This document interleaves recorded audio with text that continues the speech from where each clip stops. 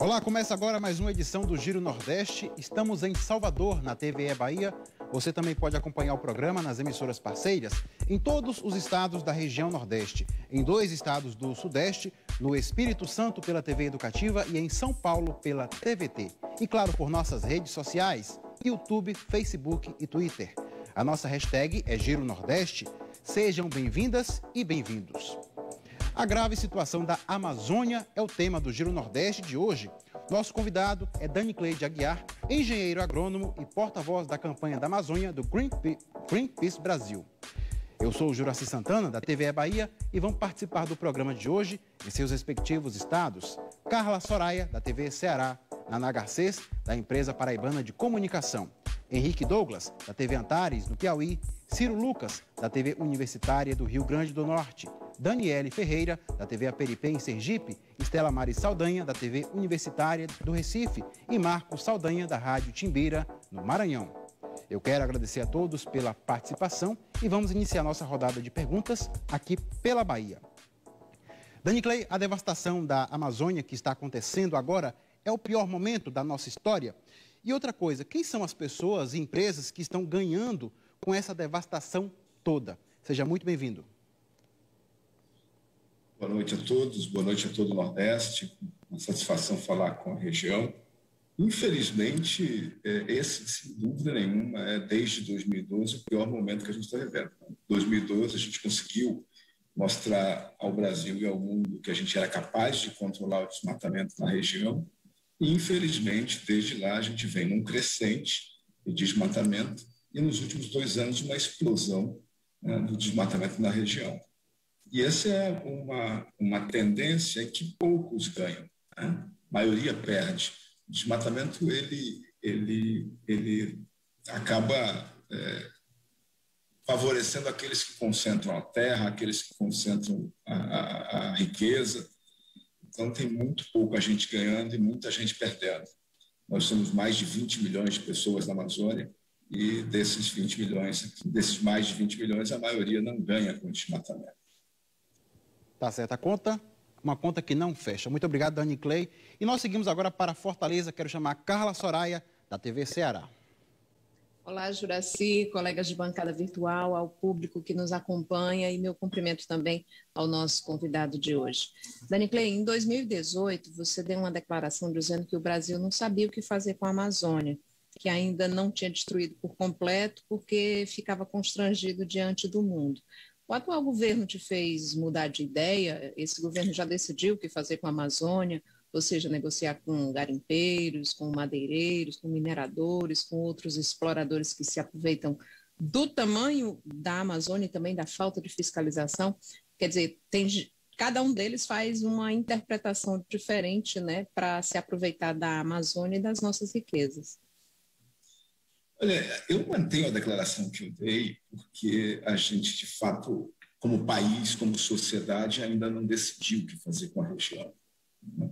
A gente vive uma região periférica, a Amazônia é talvez a região mais periférica do país, é a região que ainda vive sob a égide de uma lógica colonial, é uma região que ainda que é vista por todos, né, demais estados da nação como uma província mineral, uma província energética ou uma província agropecuária. E eu defendo, o Greenpeace defende, que a gente precisa ressignificar o papel da Amazônia para o Brasil e para o mundo. Nós não podemos ser, né, continuar sendo uma província, né, onde se vai lá e pega e leva embora. Então é preciso construir um diálogo nacional, não é um diálogo amazônico só, mas um diálogo nacional que seja capaz de ressignificar o papel da região para o desenvolvimento nacional e para as questões que envolvem a regulação do clima global. Agora, é um fato que este governo sabe o que fazer. Este governo tem um plano para a Amazônia, né? E o plano deste governo é incorporar a região, né, de forma de consolidar a incorporação da região no mercado global de commodities, seja ouro, seja grão, seja energia, seja minério. Então, infelizmente, esse é um governo que tem um plano que nós aqui no Greenpeace Brasil consideramos que é um plano ruim para a Amazônia. Eu sempre digo que a Amazônia precisa de um plano de desenvolvimento regional.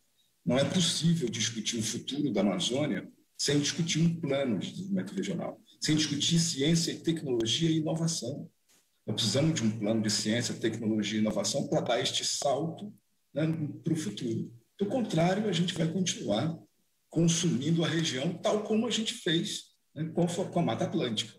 E nós conseguimos consumir 88% da Mata Atlântica, né, desde do início do século XX. Então, é um desafio posto para a sociedade como um todo. Não é um desafio de um governo, de uma ONG, né, é um desafio da sociedade brasileira. A sociedade brasileira precisa, de uma vez por todas, colocar um fim na destruição desse bioma. Muito obrigado, e nós seguimos agora para João Pessoa. É a vez de Nanda Garcês, da empresa paraibana de comunicação, fazer a pergunta ao ambientalista Dani Clay de Aguiar. Olá, colegas. Olá, Dani Clay. Você é engenheiro agrônomo e eu gostaria de saber se o alto nível de desmatamento da região pode realmente levar uma parte da Amazônia a não se recuperar, uma parte dessa floresta via se transformar numa savana, como alguns cientistas estão afirmando? Olha, Nana, o Brasil não pode reclamar de que não foi avisado, né? A teoria da savanização da Amazônia é uma teoria construída pelo Dr. Carlos Nobre e outros colegas dele no Instituto de Pesquisas Espaciais. É uma teoria da década de 80. Tem pelo menos aí 25 ou 30 anos que o Brasil vem sendo avisado de que a gente vai chegar num ponto de não retorno. Nós já consumimos aí algo em torno de 700 a 750 mil quilômetros quadrados de floresta, não é pouca coisa. Grande parte disso, algo em torno de 50 milhões, foi consumido, 60% disso foi consumido entre 80 e agora. Então, a gente já está vendo essa savanização, esse processo acontecer. O sul-sudeste do estado do Pará já mudou, já tem um outro microclima se estabelecendo.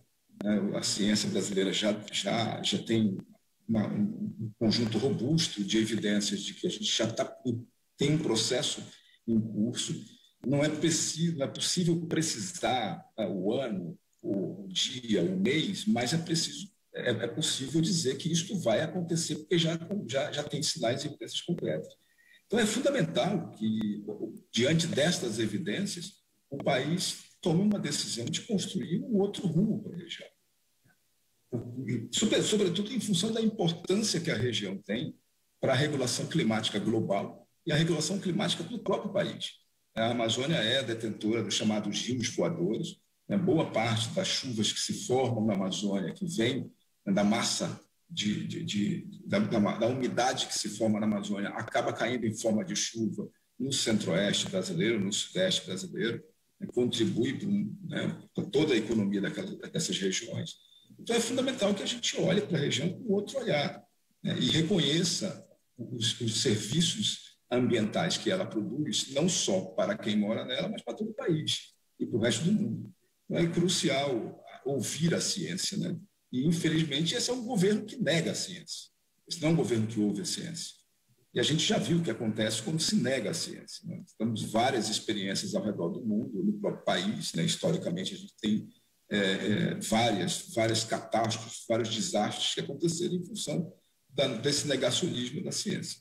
Nós temos os melhores conjuntos de cientistas do mundo, somos um país desenvolvido no que tange a discussão de ciência, melhores institutos de ciência do mundo, institutos reconhecidos globalmente.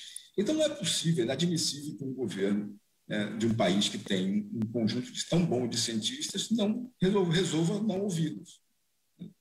Para nós, do Brasil, a ciência é que tem que reger e orientar toda a discussão da política ambiental brasileira, seja para o bioma amazônico, seja para os outros biomas.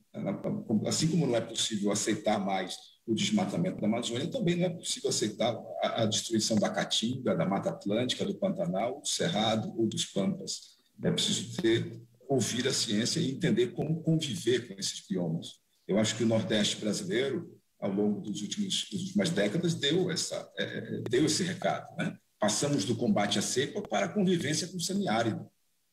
Fundamental compreender como conviver com o bioma. E esse é o desafio colocado para a Amazônia. Não tem outro caminho. O outro caminho é a destruição completa do bioma, como a gente fez, ou quase conseguiu fazer, com o bioma da Mata Atlântica. Obrigado mais uma vez, Danicley de Aguiar. Quem está assistindo ao Giro Nordeste pode fazer perguntas e comentários nas nossas redes sociais, YouTube, Facebook e Twitter. E vamos seguir para Teresina, capital do Piauí, onde está Henrique Douglas, da TV Antares.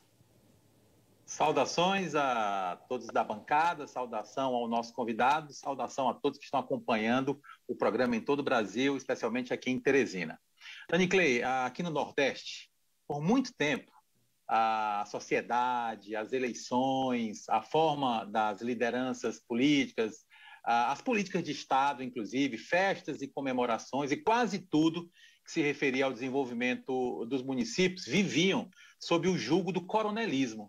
No seu entendimento, o Brasil já se livrou dessa calamidade em forma de liderança que tem, claro, o autoritarismo e outras características difíceis de combater. E aí eu estou falando de latifundiários, grileiros. Eu gostaria que você fizesse uma análise sobre essa situação. Olha, Henrique, infelizmente essa é uma chaga aberta, né? O Brasil se desenvolveu, teoricamente, em cima do latifúndio, né? Nós somos um país que reconhece e que estimula o latifúndio. A nossa política agrícola, a nossa política agrária, infelizmente, ainda aceita conviver com o latifúndio. E os coronéis evoluíram nesse processo, né? Mas você tem hoje nós temos uma economia reprimarizada, baseada no latifúndio agroexportador, e tudo bem, parece que está tudo bem. Não está tudo bem, né? O latifúndio tem um impacto sobre o uso dos biomas gigantesco. Então é preciso rever a estrutura fundiária brasileira, coordenar uma política agrícola capaz de produzir alimento, de promover o desenvolvimento regional, sem necessariamente concentrar a terra e a renda. Infelizmente, a nossa política agrícola hoje ela é baseada na concentração da terra e da renda. Então, é fundamental que se faça uma discussão de revisão nessa política para que a gente consiga, de fato, promover o desenvolvimento regional a partir da desconcentração da riqueza e da terra. Sem isso, a gente vai só reproduzir o que a gente vem vendo no país desde as capitanias hereditárias, a invenção do latifúndio se dá dali. Então, é crucial que a gente reconheça que nós temos que romper com o latifúndio, é preciso romper com o latifúndio, é preciso rever essa ideia de que nós só vamos nos desenvolver com grandes plantações como eram. A gente saiu da cana, foi para o café, veio para o boi e está agora na soja. Se latifúndio fosse símbolo de desenvolvimento, a gente não tinha índices sociais tão ruins como a gente tem nas várias regiões que trabalharam com a cana historicamente, desde que o Brasil se constituiu como colônia de Portugal. Então, se o latifúndio fosse a solução do Brasil, a gente já era um país desenvolvido há muito tempo. E não é. E os países desenvolvidos, né, que fazem parte especialmente do norte global, o latifúndio foi banido há muito tempo. Não é, o latifúndio é símbolo de atraso, ele não é símbolo de desenvolvimento. Então, acho que tem esse debate que tem que ser feito e tem que ser colocado para a sociedade brasileira. Não é possível que a gente continue aceitando conviver com o atraso que o latifúndio representa.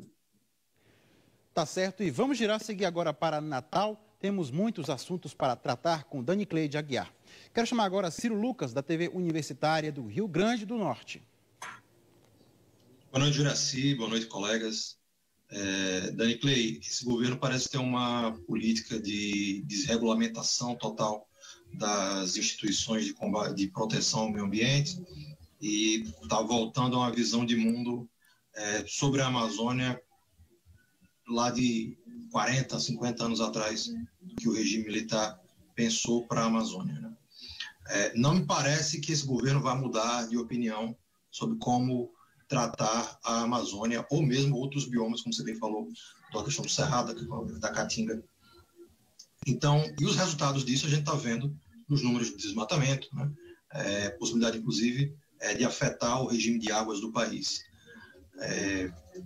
Pensando na possibilidade de uma mudança de governo no próximo ano, quais seriam as prioridades de um novo governo para que o Brasil começasse a recuperar o patrimônio ambiental perdido, e que propostas você gostaria de ouvir dos candidatos à presidência da República que estão se apresentando a partir desse ano e que teriam um real compromisso com o meio ambiente? quais seriam as prioridades para reverter a situação que a gente vive hoje?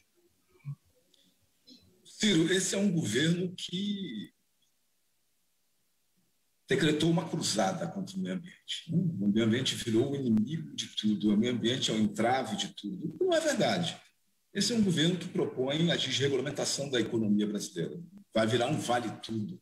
Está aí o desenho do projeto de lei, da Lei Geral do Licenciamento, que propõe aí uma desregulamentação pelo atacado. É fundamental a gente entender que não vai ser desregulamentando a proteção ao meio ambiente que nós vamos desenvolver nada. Pelo contrário, não tem como você desenvolver uma economia diferente se você queima o seu futuro. É o que nós estamos fazendo literalmente todos os anos na Amazônia. Estamos queimando o nosso futuro. Todos os anos você está queimando aí um pedaço do futuro. É fundamental romper com essa lógica de que o desmatamento promove desenvolvimento. Nunca promoveu. Se fosse verdade, toda a região que se constituiu, né, onde era a Mata Atlântica, tinha índices de desenvolvimento maravilhosos. O bioma da Mata Atlântica representa 72% da população, abrange 72% da população brasileira e 75% da economia. E nós destruímos quase tudo. É fundamental a gente entender aqui que é preciso conviver com a floresta. É preciso se envolver com a floresta. Os povos indígenas da Amazônia dizem isso. A gente não entende esse lance de se desenvolver. Para nós é se envolver com a floresta. Então, qualquer novo governo que vier, ou mesmo esse governo, né, qualquer governo tem que aceitar o fato de que não é possível desenvolver esse país sem ciência, tecnologia e inovação. Nós não podemos mais continuar desindustrializando ou negando a tecnologia, né, para desenvolver o país. Não dá para desenvolver o país só produzindo matéria-prima, né, ou só exportando matéria-prima. Esse país não vai se desenvolver dessa maneira. Então, é fundamental investir em ciência, tecnologia e inovação, focado na conservação do meio ambiente. Né? Se a gente não pode tratar a questão ecológica como imóvel, a gente também não pode permitir que ela seja destruída sem qualquer diálogo com a ciência. Então, é fundamental ter um plano de ciência e tecnologia, né, no Brasil que leve em consideração o uso dos recursos naturais de uma maneira sustentável. Então, hoje, eu acho que se a gente conseguir trazer para o debate dos entes federativos a necessidade, né, de investir em ciência, tecnologia e inovação para a proteção do meio ambiente, é a grande conquista que a gente tem, a grande tarefa que a gente tem a conquistar. Sem ciência, tecnologia e inovação, a gente vai continuar conversando daqui a 50, 100 anos sobre esses problemas atuais, que são os mesmos problemas que a gente conversava nos anos 60, 70, 80. A minha geração, que é dos anos 70, né, a gente conviveu com a destruição, viu essa destruição mais de perto, mas esses problemas são crônicos, são problemas antigos do Brasil, muito em função da nossa incapacidade de produzir um plano de ciência, tecnologia e inovação que permita a convivência com a floresta, a convivência com os demais biomas do país. Então, o que eu espero, que o Greenpeace espera de qualquer governo, né, é que se trabalhe com ciência, né, tecnologia e inovação, que a gente consiga desenvolver um plano de ciência, tecnologia e inovação capaz de promover o desenvolvimento desse país sem comprometer, né, os seus recursos naturais. Obrigado mais uma vez, Dani Clay. A nossa hashtag para quem quiser fazer perguntas e comentários é Giro Nordeste. E nós vamos a Aracaju, capital de Sergipe. É o momento da pergunta de Daniele Ferreira, da TV Aperipe. Oi, querido. Boa noite a todos que estão acompanhando agora. A TV, amo essa TV, minha gente, amo. Sabe por quê? Porque dá essa oportunidade de falar sobre esses assuntos. Olha, Dani Clay, meu amigo também. Veja, desde os 13 anos eu me filiei ao Greenpeace, né? E eu sou apaixonada por esse trabalho de vocês e grata, porque eu sou descendente de índio, gosto de botar o pé na terra. Agora, tem uma questão muito importante que a gente precisa entender mais. De que forma o desmatamento afeta as terras indígenas? A gente sabe que hoje a gente tem se preocupado muito com agora. A globalização trouxe essa coisa da efemeridade qualquer coisa quebra, a gente troca, até as relações. Então, acredito que seja até uma questão psicológica também, de consciência. E naquela época, há muito tempo atrás, brincadeira, eu estudava bastante sobre a consciência do consumo de água, essa questão do meio ambiente, mas eu sinto que isso se perdeu. E a minha pergunta em essência é isso: de que forma esse desmatamento afeta as terras indígenas, Dani Clay? Opa, Daniele, um prazer falar com você. Eu não sou descendente de indígenas, eu sou filho de imigrantes nordestinos, né? É bom também. Então, eu me sinto em casa. Mas é importante a gente entender que as terras indígenas não estão soltas no espaço e no tempo. Elas fazem parte do bioma. Se o bioma, né, se a gente compromete a reprodução dos ciclos, né, do ciclo hídrico, do ciclo de chuva do bioma, você também vai afetar naturalmente esses territórios. Esses territórios acabam virando ilhas dentro de um mar, de um deserto de desmatamento, produzido pelo desmatamento. Essas terras indígenas acabam virando ilhas. E elas vão sofrer uma série de efeitos, né? O efeito de borda, a quebra do ciclo de chuvas, todos os efeitos vão ser sentidos por essas terras indígenas. E é exatamente isso que os povos indígenas estão dizendo. Não adianta a gente conservar o nosso patrimônio ambiental, que está dentro do território, se fora dele tudo está sendo derrubado. Há um exemplo muito claro. No sul-sudeste do Pará, por exemplo, as terras indígenas dessa região elas são cercadas, envoltas no mar de desmatamento. E esse desmatamento tem pressionado para o interior da terra indígena. Por isso nós temos visto vários casos, por exemplo, na Amazônia, de grilagem de terra indígena. E não é só na Amazônia. A gente tem visto isso em outros biomas. No Nordeste isso também tem problema. A gente tem visto a luta gigantesca dos povos indígenas do Nordeste para conservar seus territórios, né, frente à especulação imobiliária, frente ao avanço da fronteira agrícola. Então, esses povos têm dado uma contribuição enorme para a conservação do bioma. O modo de vida dos povos indígenas, a relação que eles têm com o território é muito diferente da nossa. É importante os nossos ouvintes, telespectadores, entenderem isso. A relação não é uma relação produtivista, né? É uma relação de respeito com o território, de troca com o território, né? Ao mesmo tempo que eles se abastecem do território, eles protegem o território. Então, eles têm muito a nos ensinar. Eu tenho dito sempre isso. O modo de vida dos povos indígenas é uma discussão civilizatória.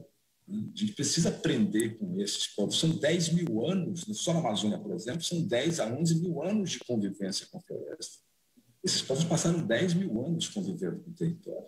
Então, eles têm muita compreensão do território, eles sabem muito bem como conservá-lo. E é preciso que nós, não indígenas, sejamos capazes de aprender com esses povos e entender a partir da cultura deles. São culturas milenares. A gente é muito infelizmente, para a gente é muito mais fácil respeitar a cultura milenar do Tibete, da China, né, da Indonésia, do que respeitar culturas milenares que se estabeleceram no Brasil há muito mais tempo ou ao mesmo tempo. Então, é fundamental que a gente compreenda que os caigangue do Rio Grande do Sul, né, que o Chacriabá no Nordeste, que o Chucuru de Pernambuco, tem coisas a nos ensinar, tal como os Caiapó, como os Munduruku. Então, é fundamental entender que esses territórios, eles não vão pagar a conta sozinhos. Os povos indígenas não vão pagar a conta sozinhos. A conta será paga por todos nós. Quem não acreditar nisso vai acabar vendo isso de um jeito ou de outro. Essa conta vai chegar em todo mundo, desde as terras indígenas à periferia de Recife, ou a periferia de Belém, ou Manaus. Então, é fundamental que a gente entenda que a solução ela é conjunta, ela é construída de maneira conjunta. Ela é construída por todos nós, não indígenas, nordestinos, nortistas, sulistas, pouco importa o lugar que você esteja. É preciso construir um diálogo nacional que nos ajude a romper com essa lógica, né, que não nos desenvolve, que nos apreende, nos aprisiona no passado. Né? Mas um pouco antes eu dizia, a gente continua com a mesma lógica econômica colonial. Então a gente precisa romper com essa lógica econômica colonial. E os povos indígenas têm uma contribuição muito grande para nos dar nesse debate. Muito obrigado, e temos mais perguntas para o porta-voz da campanha da Amazônia do Greenpeace Brasil, Dani Clay de Aguiar. Agora é o momento de seguir para Pernambuco, onde está a Estela Maris Saldanha, da TV Universitária do Recife. Olá, Juraci, muito obrigada. Prazer estar aqui de novo. Danicley, a gente fala muito em analfabetismo digital no Brasil. Eu quero deslocar esse analfabetismo. E aí, considerando destruição de florestas, invasão de territórios indígenas, garimpo ilegal na Amazônia, poluição dos rios.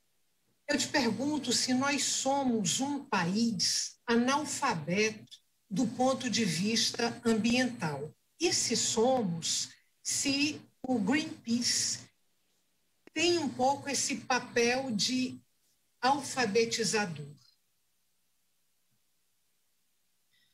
Eu parto do princípio que a gente é um país e não um ajuntamento de almas. Então, se nós somos uma nação, alguma coisa nos une. E eu parto do princípio, como diria o grande Paulo Freire, que ninguém sabe tudo e ninguém sabe nada. Não existe um ser humano que não saiba alguma coisa.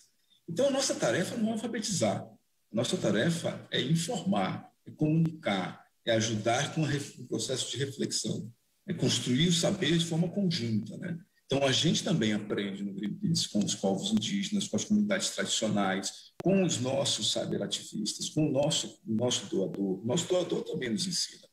Então, é um processo de aprendizado mútuo ali, né? Todo mundo aprende e ensina, né? Todo mundo educa e é educado. E esse é o nosso desafio. E essa cultura do ódio que se estabeleceu no Brasil nos últimos anos, ela bloqueia isso. Ela bloqueia o diálogo. Sem diálogo, a gente não aprende. Sem diálogo, a gente não ensina. Então, acho que o maior desafio nosso é despolarizar, né, a sociedade brasileira. Né? E essa despolarização passa pela compreensão real do que está acontecendo na área ambiental. Então, a nossa função é denunciar empresas, ações nocivas de empresas, de governos, dar à sociedade brasileira os subsídios necessários para que ela exerça a sua cidadania no sentido de cobrar a construção de políticas públicas capazes de desenvolver o país, ao mesmo tempo que se protejam o patrimônio ambiental brasileiro. Então, a relação é entre iguais, né? Nós, do Greenpeace Brasil, trabalhamos nessa perspectiva, né, de que nós somos um instrumento da sociedade. Nós, de forma nenhuma, nos colocamos numa condição de ONG que sabe tudo, que detém o caminho, o único caminho, né? Acho que a avaliação que a gente constrói dentro do Greenpeace é que a nossa função é de estimular a reflexão, é de ajudar, de promover uma educação ambiental libertadora. Né? A educação ambiental tem que libertar. Não pode ser uma educação ambiental simplesmente para que eu conheça o que é o bioma. Quais são os 5 biomas do Brasil? Tudo mais. Não, uma educação ambiental no sentido de gerar informação que permita uma reflexão e uma agência coletiva enquanto sociedade. Esse é o grande desafio de todas as organizações do campo socioambiental. Eu sempre digo isso, o campo socioambiental, que é muito vasto e muito rico de organizações, é um campo que se desenvolveu no Brasil a partir dessa necessidade da educação, as pessoas saberem o que está acontecendo no seu entorno, elas se verem dentro do bioma. Porque você pode estar dentro do bioma e não se enxergar dentro dele. Você pode estar na caatinga e não se enxergar dentro dele. É preciso que a gente compreenda que a caatinga não é uma coisa estática. A gente faz parte da caatinga, a gente faz parte da floresta. Né? E como é que essas trocas se dão? E essa é a nossa tarefa. Nossa tarefa é de romper com esta lógica de que a gente não é parte da natureza, ou de que a natureza é um objeto, é um sujeito sem direitos. Né? A nossa tarefa é mostrar que a gente é parte da natureza, de que a gente precisa compreender, né, como conviver com a natureza. Tá certo, muito obrigado. E nós vamos agora para São Luís, capital do Maranhão, para a participação de Marcos Saldanha, da Rádio Timbira. Olá, que prazer enorme compor essa bancada e esse time de nordestinos que fazem história já por aqui. Eu queria saber do Danicley o seguinte, eu vou insistir na questão da Estela Mari Saldanha, que ela trouxe sobre educação, viu, Danicley? Olha, Eco 92, nenhum legado nesse sentido. Eu lembro do PCN em ação, também ali na década de 90, os parâmetros curriculares falavam de meio ambiente, por exemplo, nenhum legado. mestrados, pós-graduação, também na área aí de ecologia. Será que a palavra ecologia e meio ambiente está se transformando em folclore no meio desse negacionismo todo?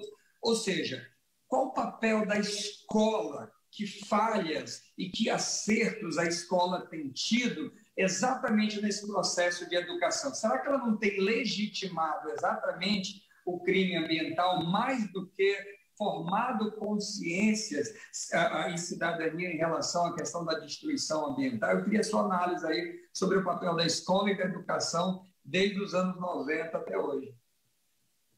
Nós não somos uma organização especializada em educação, porém acreditamos que a educação é o caminho. Tanto é que nós desenvolvemos um projeto chamado Projeto Escola, né? A gente leva para as escolas da rede pública brasileira, né, um conjunto de informações para estimular o debate. É preciso aprender desde criança, né, quais são as consequências de você tratar a natureza com desdém. Quais são as consequências do seu futuro? Isso impacta o seu futuro, né? Você está falando com jovens, com adolescentes que vão ter o futuro impactado. Então, a estratégia é conversar com quem de fato vai ter o futuro prejudicado.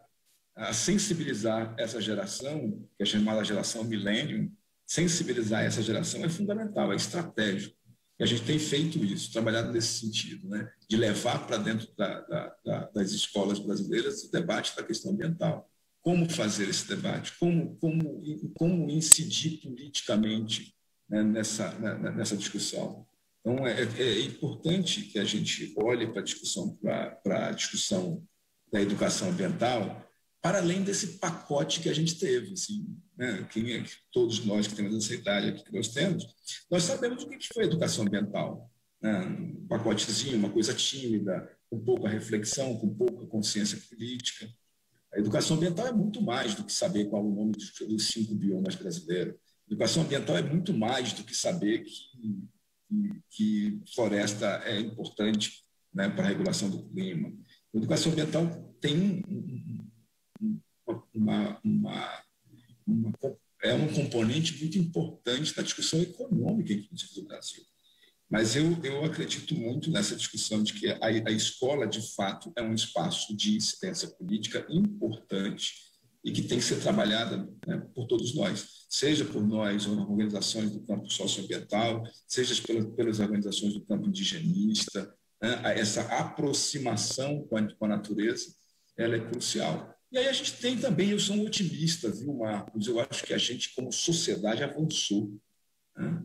Se você olhar para trás, 50, 60 anos atrás, a nossa relação com o meio ambiente no Brasil era completamente diferente. Hoje ela avançou. É lógico, tivemos um retrocesso, um revés aqui, né, nos últimos anos. Fato, né? Não dá para negar. Mas nós avançamos como sociedade. Eu acho que essa é a nossa tarefa, continuar avançando como sociedade.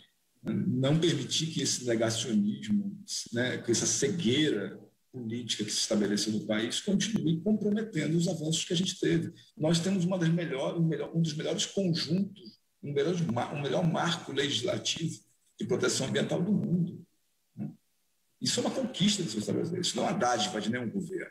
O marco protetivo dos biomas brasileiros é uma conquista. A lei da Mata Atlântica é uma conquista da sociedade brasileira, né?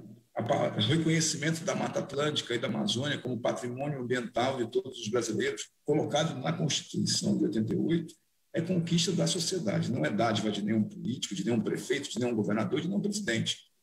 Fomos nós que construímos como sociedade. E eu tenho esse otimismo de que a sociedade brasileira haverá de superar esse momento, né, de cegueira política e esse negacionismo extremo, e haveremos de retomar a nossa rota, que é uma rota de convivência com os nossos biomas, de comprometimento com as gerações futuras em relação à proteção dos nossos recursos naturais. Obrigado, Dani Clay. E é hora da participação do público do Giro Nordeste.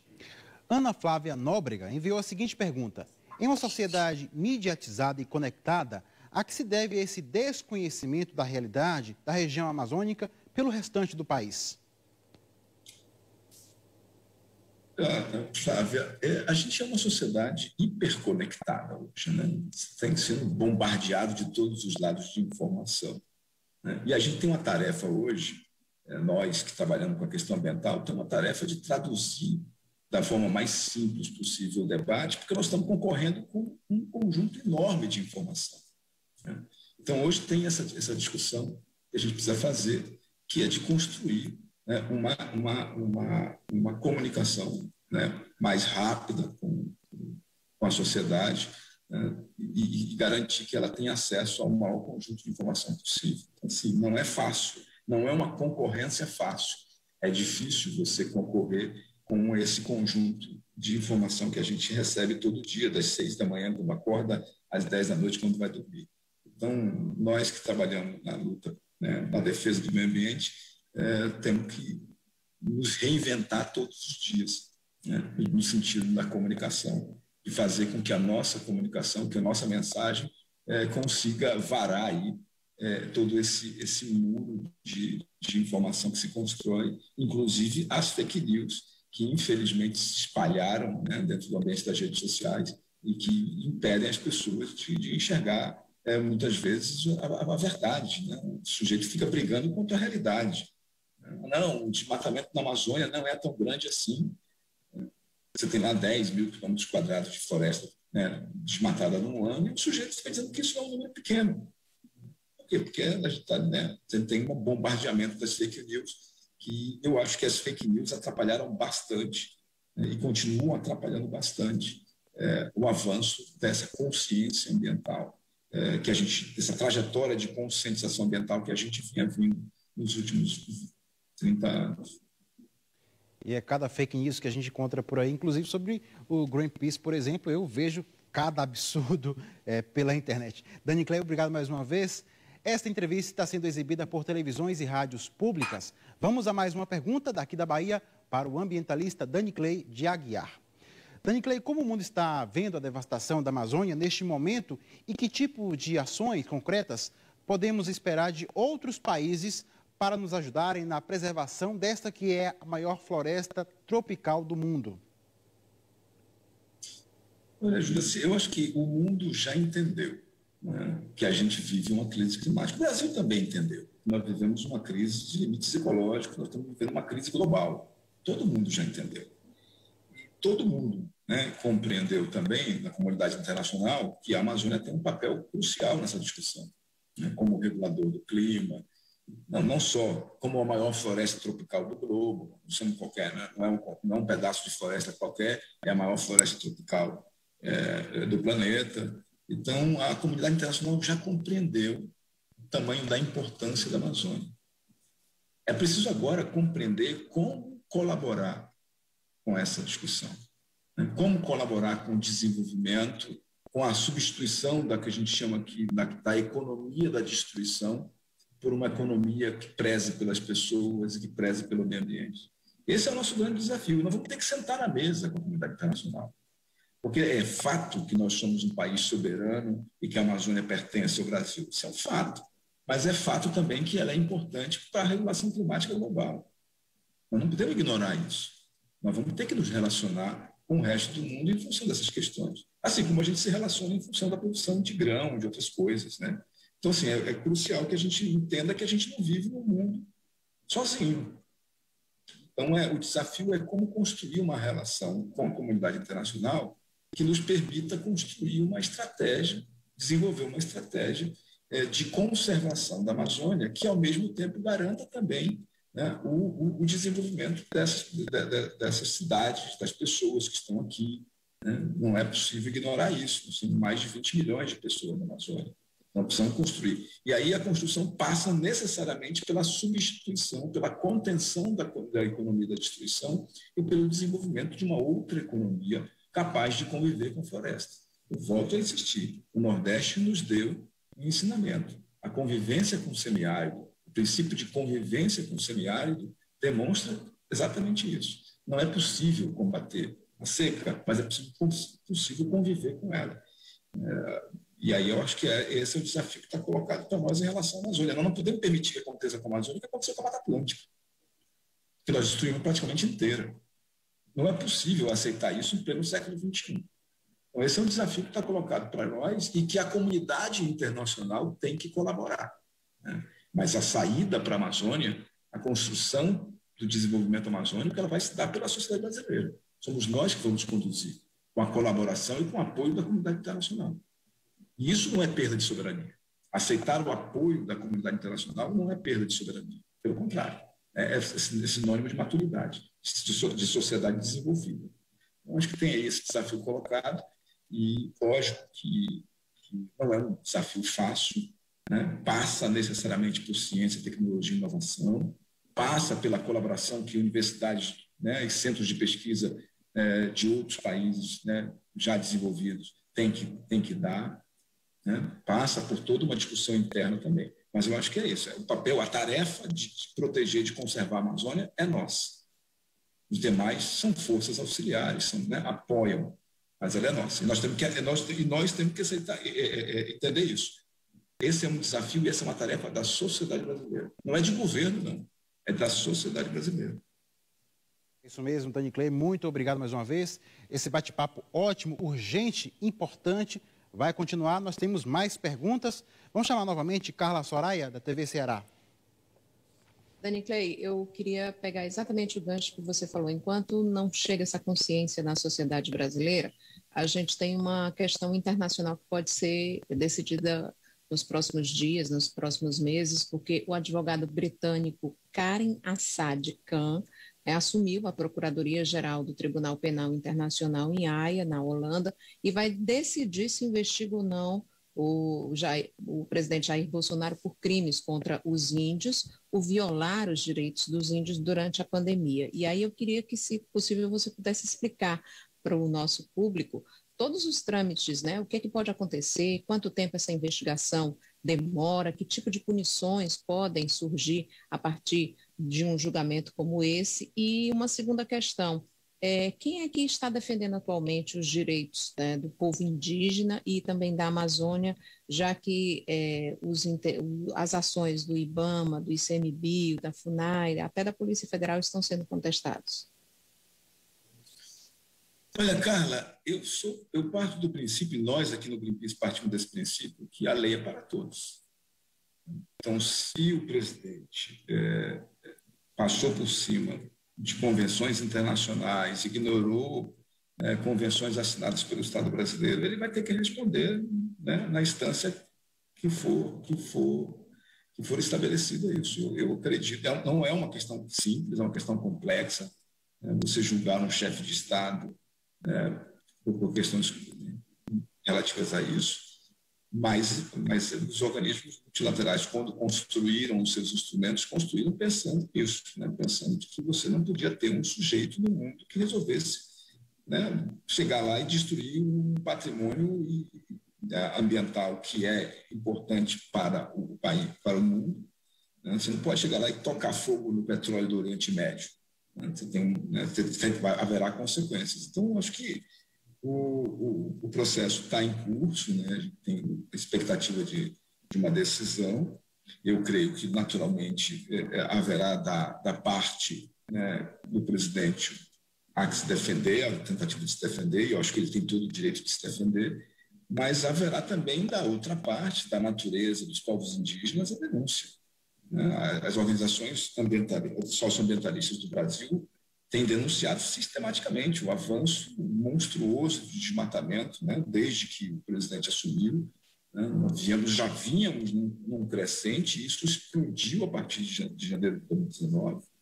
Então, é fundamental que cada um coloque sua questão. Os povos indígenas falam por si, né? Nós temos aqui talvez um dos mais organizados movimentos indígenas do mundo.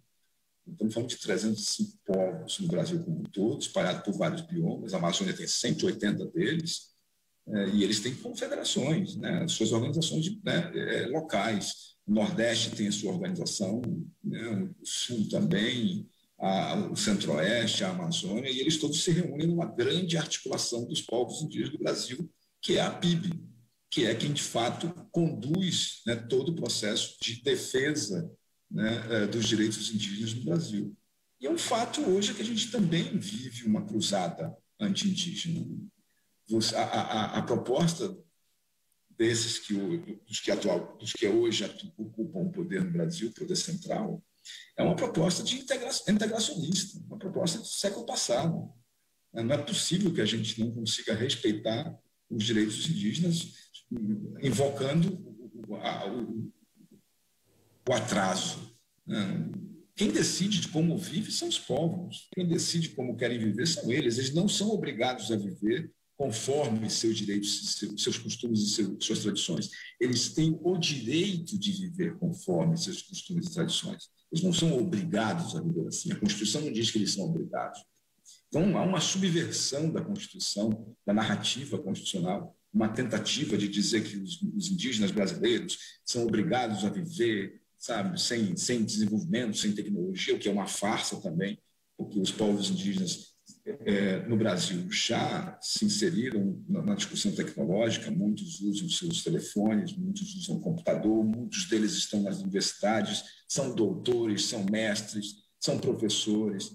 Essa história de integrá-los à sociedade é uma balela do século passado, é uma tentativa, uma narrativa completamente anacrônica. E são povos que falam por si, nenhuma ONG fala pelos povos indígenas. Cada povo fala por si e falam através das suas representações, organizações de representação, que no caso aqui da Amazônia é a Confederação das Organizações Indígenas da Amazônia Brasileira, que reúne os 180 povos indígenas, e no caso do Brasil, nós estamos falando da articulação dos povos indígenas. Agora, é um fato que eles vivem talvez o pior momento da história recente do Brasil. Eles estão sob intenso ataque no campo legislativo. Nós acabamos de presenciar a tentativa de aprovação do PL 490, que simplesmente implode a possibilidade de reconhecimento das terras indígenas ainda não demarcadas. Nós estamos falando de mais de 800 terras. O passivo do Brasil com os povos indígenas é monstruoso. Nós temos mais de 800 terras a demarcar. E esse projeto de lei tenta aí criar dificuldade para reconhecimento dessas novas terras e pior, tenta diminuir as terras que já foram demarcadas. Então, assim, é um ataque frontal ao direito constitucional que eles obtiveram na Constituição de 88. Tem aí a invasão por garimpeiro, tiroteio em aldeia, crime organizado que se insere. Por mais que a Polícia Federal faça um esforço de investigar, ou que o IBAMA tente, há também, lógico, há um desmonte gigante desse marco protetivo e há, sobretudo, uma sensação de impunidade. A narrativa, a retórica do presidente estimula que os criminosos se sintam à vontade para invadir a terra indígena, para dar tiro em indígena. Não é só na Amazônia que isso está acontecendo. A gente está vendo isso no Mato Grosso do Sul, a gente já viu isso no Nordeste, isso se espalhou pelo Brasil inteiro. Então, é fundamental que a FUNAI, que devia proteger, e a função precípua da FUNAI é promover e defender os direitos indígenas, é o órgão que está perseguindo o indígena. Nós vimos agora, ontem, 800 indígenas que protestam em Brasília serem recebidos a bala, com bala de borracha, com gás lacrimogêneo, na FUNAI, no órgão que devia promover e proteger seus direitos. Assim, nós vivemos um tempo estranho, muito estranho. E a sociedade brasileira não pode assistir a isso de maneira inerte, sem protestar. Os povos indígenas são, para nós, deram uma contribuição enorme para a nossa cultura e continuam dando. A cultura brasileira é do Nordeste ao sul do Brasil, influenciada pela cultura indígena. Não vou negar isso. Diferentemente do que dizem alguns aí, nós não viemos de barco. Nós já estávamos aqui. A nossa sociedade tem as suas origens nos mais de 300 povos indígenas que habitavam nessa região, esse pedaço da América do Sul. Então, acho que é fundamental que a sociedade se solidarize com o momento extremo que os povos indígenas vivem. Se solidarizar com os povos indígenas é tarefa nossa de todos os dias. É inaceitável que a gente continue assistindo esse massacre que se estabeleceu sobre esses povos. Tem dificuldade, inclusive, com uma pandemia. O governo não tratou direito, a articulação dos povos indígenas do Brasil precisou ir ao Supremo Tribunal para que o governo apresentasse um plano de combate à pandemia. Assim, não é aceitável que esses povos que têm direitos ancestrais, né, sobre seus territórios sejam tratados como marginais dentro da sociedade brasileira. Acho que a gente precisa reagir e reagir com força a essa lógica integracionista que o governo propõe para os povos indígenas do Brasil. Certíssimo. Obrigado mais uma vez, Dani Clay. E olha só, nós vamos visitar novamente a Paraíba, falar com o Naná Garcês, da empresa paraibana de comunicação. Então, como bom nordestino, você conhece a seca. A seca comoveu o então imperador Dom Pedro II quando esteve por aqui. O que nós observamos hoje em dia é que algumas áreas já estão passando por um processo de desertificação. Até que ponto, por exemplo, esse desmatamento influi na redução das chuvas na região Nordeste e, portanto, no agravamento da desertificação? Naná, eu acho que a grande discussão é o que está por trás do desmatamento, qual é a causa do desmatamento, né? A gente tem o desmatamento como um sintoma. Na verdade, nós estamos falando de uma economia predatória, né? De um modelo de desenvolvimento predatório, onde a natureza é um objeto a ser removido do caminho. Eu acho que o grande desafio é romper com essa lógica predatória, com essa economia da destruição e pôr no lugar uma outra coisa. Do contrário, seguindo a cartilha que nós estamos seguindo do ponto de vista econômico, nós vamos ter problemas sérios de desertificação, por exemplo, né? Do subapastoreio. O Nordeste tem visto isso, tem visto o avanço da desertificação no Nordeste brasileiro, e não é um fenômeno natural. Essa é a grande questão, é reconhecer que isso não é um fenômeno natural. Isso é um fenômeno produzido artificialmente por uma política econômica, por uma economia, por um modo de usar o recurso, por um modo de usar o território. Então, acho que tem um desafio enorme. Não é possível que a gente continue derrubando a caatinga para queimar como lenha, para secar grão. Não é possível que a gente continue derrubando Mata Atlântica no Piauí, na Bahia, né, no Ceará. Então, é fundamental que a gente aprenda a conviver com esses territórios. Então, tem uma discussão que o Brasil precisa fazer, que é: que economia nós queremos? Que Brasil a gente quer? Qual é o Brasil que queremos? Esse Brasil que destrói floresta, que destrói caatinga, que destrói Pantanal, que consome o cerrado? Ou nós queremos um Brasil diferente? Nós queremos esse Brasil que é um Brasil agroexportador. Temos orgulho de dizer que alimentamos 900 milhões de pessoas pelo mundo, quase 1 bilhão, e ao mesmo tempo convivemos com 20 milhões de pessoas passando fome no país.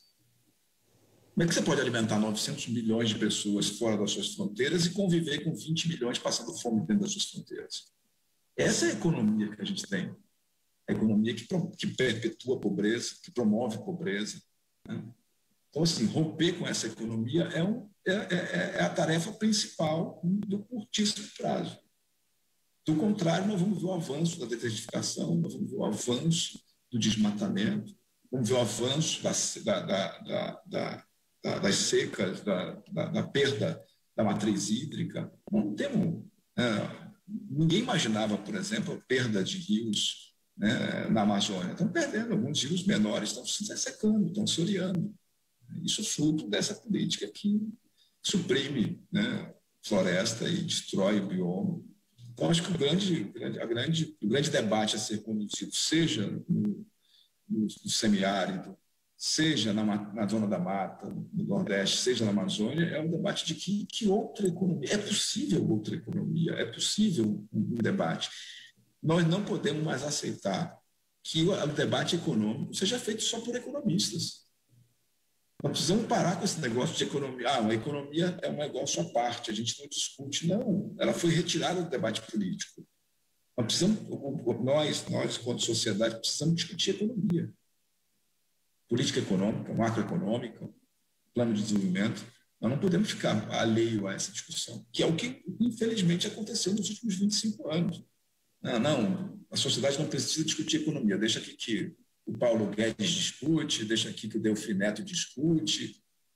Não, economia é todo dia, né? As pessoas precisam debater isso, precisa construir essa discussão, retomar essa discussão, trazer a economia de volta para a mesa do café, trazer o debate econômico de volta para a mão da sociedade.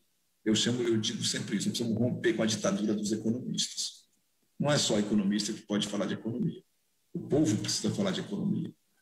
Só assim a gente vai conseguir construir um novo modelo de desenvolvimento do país. Estamos quase no final do Giro Nordeste de hoje. Danicley, nós temos 1 minuto. Fique à vontade se quiser acrescentar algum comentário. Eu queria agradecer imensamente a possibilidade de falar com todo o Nordeste brasileiro, uma região importante, uma região, do ponto de vista econômico, importantíssima para o desenvolvimento do país, do ponto de vista cultural, sem dúvida nenhuma também, um berço da cultura brasileira. E é fundamental dizer aos nordestinos que nós precisamos proteger, né, a Caatinga, proteger a Mata Atlântica, né, proteger a Amazônia e todos os biomas do país. Né? Acho que a luta daqueles que defendem a Amazônia é a mesma luta daqueles que defendem a Caatinga, que defendem a Mata Atlântica nordestina, e que a gente precisa se somar numa única luta, que é a luta para construir um Brasil diferente. Né? Um Brasil sem miséria, um Brasil sem pobreza extrema, um Brasil capaz de conviver com as suas florestas, com seus biomas. Né? Então, acho que essa é fundamental que a gente continue essa aproximação dos diferentes biomas. Eu queria parabenizar a iniciativa que vocês tiveram aqui nesse momento, que é uma oportunidade enorme para a gente, para nós do Greenpeace Brasil, especialmente para nós da campanha da Amazônia, falar com o Nordeste brasileiro, onde a gente ainda não tem uma campanha desenvolvida de forma muito direta, mas que é importante que o Nordeste brasileiro saiba o que acontece na Amazônia. Né? Porque, se do contrário, a gente vai ficar aqui falando de nós para nós mesmos e isso não vai resolver. Então, dialogar com o Nordeste é sempre muito bom. Pois é, o Giro Nordeste está terminando. Quero agradecer a participação do porta-voz da campanha da Amazônia do Greenpeace Brasil, Danicley de Aguiar. Muito obrigado também aos comunicadores Carla Soraya, da TV Ceará, Naná Garcês, da empresa paraibana de comunicação, Henrique Douglas, da TV Antares, no Piauí, Ciro Lucas, da TV Universitária do Rio Grande do Norte, Daniele Ferreira, da TV Aperipê, em Sergipe, Estela Mari Saldanha, da TV Universitária do Recife e Marcos Saldanha, da Rádio Timbira, no Maranhão. E um agradecimento especial a vocês que acompanharam o Giro Nordeste. Bom São João para todos e todas. Até o próximo programa.